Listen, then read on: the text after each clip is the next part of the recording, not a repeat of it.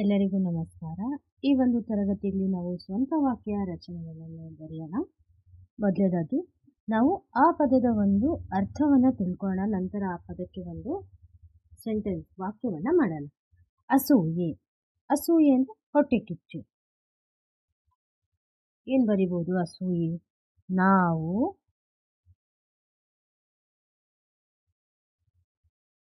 ಬೇರೆಯವರ ವಸ್ತುಗಳನ್ನು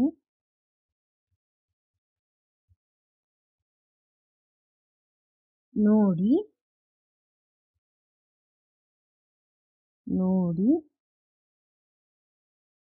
ಅಸೂಯೆ ಪಡಬಾರದು.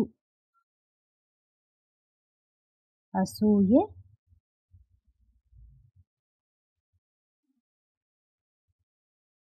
ಪಡಬಾರದು.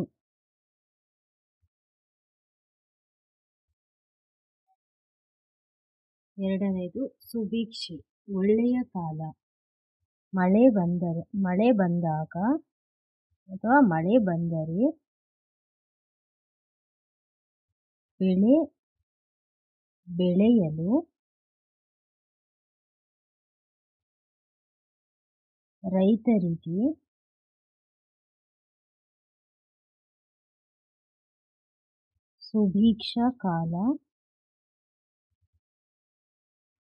ಸುಭಿಕ್ಷ ಕಾಲ ಉಂಟಾಗುತ್ತದೆ.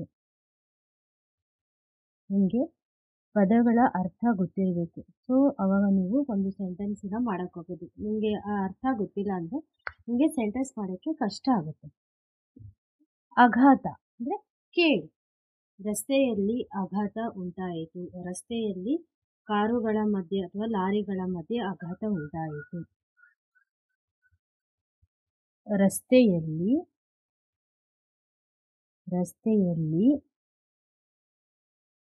ಲಾರಿ ಮತ್ತು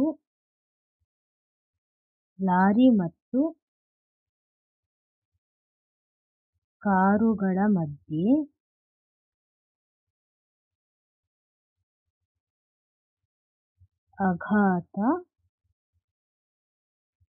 ಆಘಾತ ಉಂಟಾಯಿತು. ನಂತರ ಆರಾಧಿಸು. ನಾನು ಶ್ರೀಕೃಷ್ಣನನ್ನು ಆರಾಧಿಸುತ್ತೇನೆ.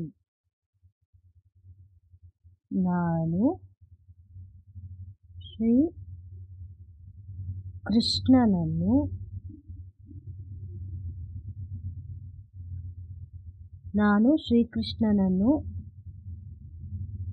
ಆರಾಧಿಸುತ್ತೇನೆ. ಅಥವಾ ನೀವು ಯಾವ ದೇವರನ್ನು ಆರಾಧಿಸ್ತೀರಾ, ಪೂಜೆ ಮಾಡ್ತೀರಾ, ಅದನ್ನು ನೀವು ಬರ್ಕೋಬಹುದು. ಮೇಧಾವಿ ಬುದ್ಧಿವಂತ. ರಾಮಕೃಷ್ಣ ಮೇಧಾವಿ ಪಂಡಿತನಾಗಿದ್ದನು.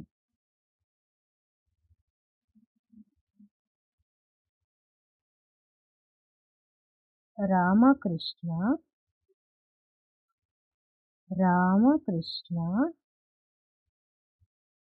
ಮೇಧಾವಿ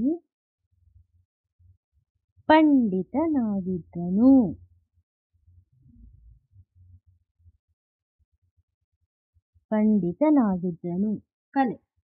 ಕಲೆ ನೈಪುಣ್ಯತೆ. ನನಗೆ ಚಿತ್ರ ಬಿಡಿಸುವ ನನಗೆ ಕಲೆಗಾರನಾಗಬೇಕೆಂಬ ಆಸೆ ಇದೆ. ನನಗೆ ಚಿತ್ರ ಬಿಡಿಸುವ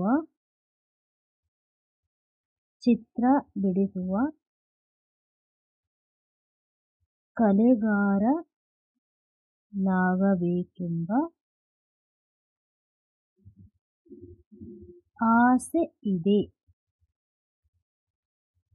ನಂತರ ಆದರ ಗೌರವ. ನಾವು ಶಿಕ್ಷಕರಿಗೆ ಗೌರವವನ್ನು ತೋರಬೇಕು. ನಾವು ಅಂದರೆ ಯಾರು ಇಲ್ಲಿ? ವಿದ್ಯಾರ್ಥಿಗಳು. ನಾವು ಶಿಕ್ಷಕರಿಗೆ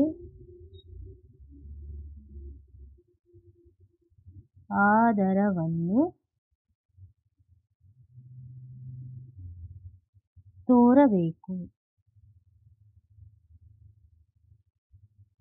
ಸೂರೆ ಲೂಟಿ. ಕಳ್ಳರು ಮನೆಯನ್ನು ಸೂರೆ ಮಾಡಿದರು. ಕಳ್ಳರು ಮನೆಯನ್ನು ಕಳ್ಳರು ತಿಜೋರಿ ಅಂದರೆ ನೀವು ಹಣ ಎಲ್ಲಿಡ್ತೀರಾ, ಹಣದ ಪೆಟ್ಟಿಗೆಯನ್ನು ತಿಜೋರಿಯನ್ನು ಸೂರೆ ಮಾಡಿದರು.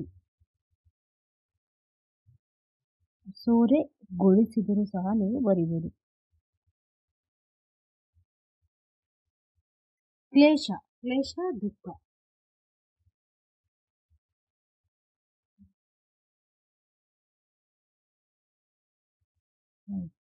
ನನಗೆ ಕ್ಲೇಶ ಬಂದಾಗ ಅಥವಾ ಕ್ಲೇಶವಾದಾಗ, ನನಗೆ ಕ್ಲೇಶವಾದಾಗ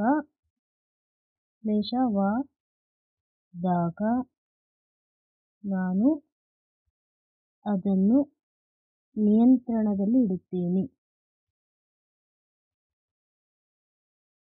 ಕಂಟ್ರೋಲ್ ಮಾಡ್ತೀನಿ ಅಂತ. ನಿಯಂತ್ರಣದಲ್ಲಿ ಇಡುತ್ತೇನೆ. ಈ ವಿಡಿಯೋ ಇಷ್ಟ ಆದರೆ ಲೈಕ್ ಮಾಡಿ, ಶೇರ್ ಮಾಡಿ, ಹಾಗೂ ನಿಮಗೆ ಯಾವುದೇ ಒಂದು ಸ್ವಂತ ವಾಕ್ಯ ಪದ ಬೇಕಾಗಿದ್ದರೆ ಕಮೆಂಟ್ ಬಾಕ್ಸಲ್ಲಿ ಕಮೆಂಟ್ ಮಾಡಿ ತಿಳಿಸಿ. ಧನ್ಯವಾದಗಳು.